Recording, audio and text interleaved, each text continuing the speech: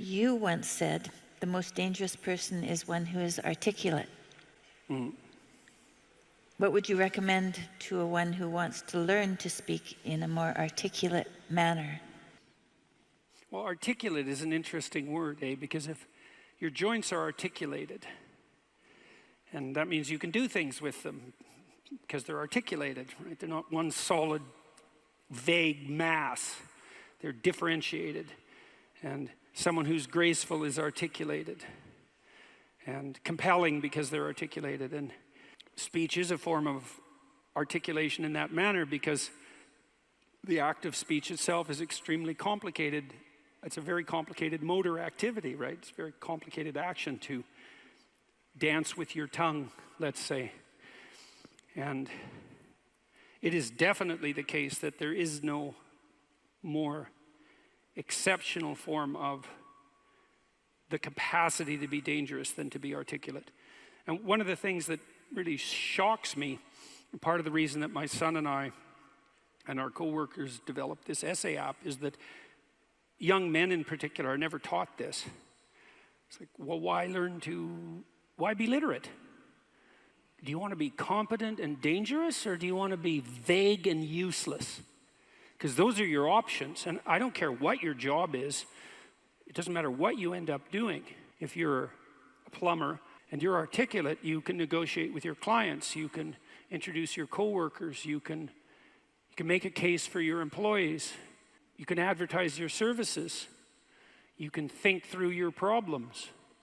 You're firing on all cylinders. You know, our whole culture is based on the idea of the supremacy of the word. Our whole culture is based on the idea that it is the word itself that extracts habitable order from chaos and possibility. And the reason our culture is predicated on that is because it's a deep truth. And to the degree that our culture actually embodies that, it works. So it's a great thing to be articulate. And it would be so lovely if our educators were wise enough to communicate this appropriately to young men who are striving forward, and to let them know in no uncertain terms that if they want to make themselves into forces to be contended with, that there's no surer route to that than an exceptional poetic literacy. Now, it's not like young people don't have an intuition of this. There are reasons they admire rap musicians, for example, who are often extraordinarily articulate in their performance and their capacity for spontaneous poetic utterance. And certainly the greatest people I've met, including great warriors, are great in no small part because they're articulate. I know a former special services, special operations soldier, Jocko Willing. He's got a pretty decent online following, and he's about 4 feet wide and about 3 feet thick, and he's one tough son of a bitch. I'll tell you, you don't want to mess with him, and he knows perfectly well and is very capable of articulating the fact that his success as an eminent warrior is in no small part dependent on his ability to communicate. Because he could communicate well, he could listen to the men who were under his command. Because he was articulate, he could explain to his superiors the situation on the ground. Because he was articulate, he could make a case that the men under his command who were deserving would be promoted. Because he could think in an articulate manner, he could plan strategically and not lose battles. And what's the alternative?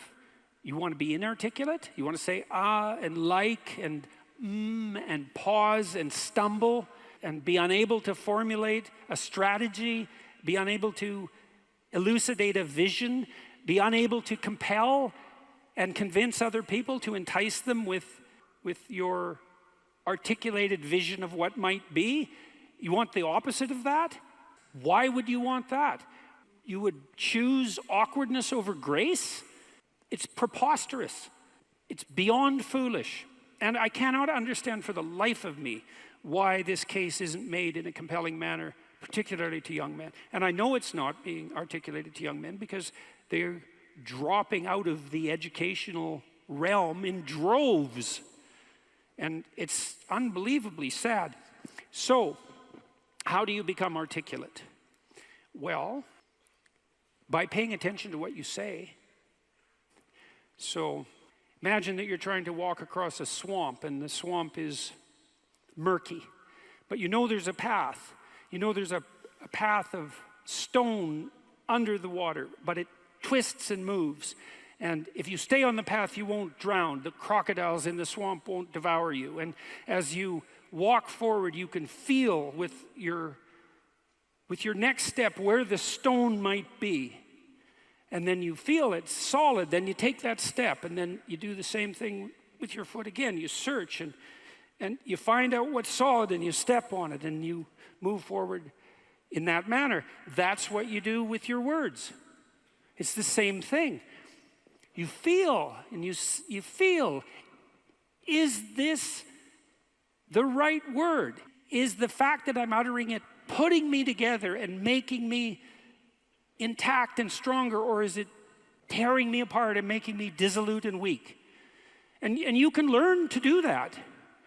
I learned this in part from reading Carl Rogers, who's a great clinician, and Rogers believed that the integration of language and action was a necessary precondition for operation as an effective clinician, that you had to align what you said with who you were, and that one of the things that your clients would be evaluating you for was that capability. And you might say that someone with that capability manifests themselves as genuine and trustworthy. And more than that, I would say also as compelling and interesting. I noticed 40 years ago, when I started thinking these things through, that much of what I said actually made me feel weak. I didn't know why exactly, but sometimes some of the things I said didn't have that effect. They weren't accompanied by a sense of shame, let's say. They weren't accompanied with a sense of vulnerability. They were solid. And at the beginning, that was probably only about 5% of what I said. The rest of it was instrumental. You know, it was language I was using to get my way in the manner that Tammy described when she introduced me tonight. There was an arrogance in my use of language that had to do with the desire to attain proximal victories, right? To appear smart, let's say, to win an argument, something like that. A very different idea than merely feeling my way along to see what word was appropriate for what moment. But you can learn to do that. And you can listen to yourself, and you can stop humming and hawing and using like and you know and fillers. And you can take the time necessary to craft your words carefully. And you can practice merely saying what you believe to be true. And you can read. And you can read great writers, and you can write. And you can write about what you think about the problems that obsess you. And you can become articulate as a consequence. And there'll be nothing about that that isn't the adventure of your life. And so it's a moral endeavor in some real sense. Right? To become articulate is to become the master of your own tongue. And is to make the word divine. And to treat it in that manner. And to decide whether or not you believe that it is the case that the divine word creates the order that's habitable and good. And if you do believe that, well, if you don't believe that, then what do you believe? And if you do believe that, well, go all in. See what happens. See what happens if you become articulate. If you're guided by the spirit of honest inquiry and every word you say is reflective of what you believe to be the truth, then the pathway that you walk on is a golden pathway to success. And I know that. I know that to be true.